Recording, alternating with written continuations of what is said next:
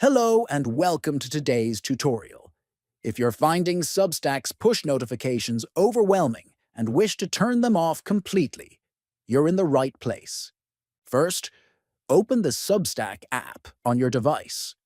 Once it's launched, look for the profile icon at the top right and tap on it. Next, a menu will appear.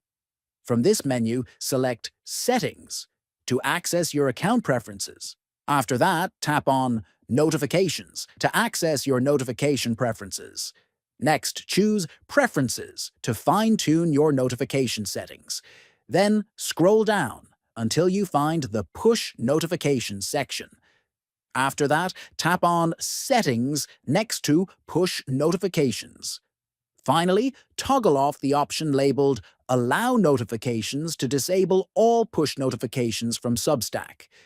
By following these steps, you've successfully turned off all push notifications on the Substack app.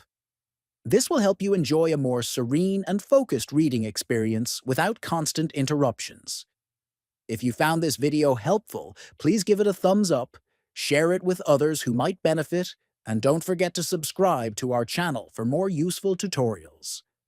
Thank you for watching, and take care.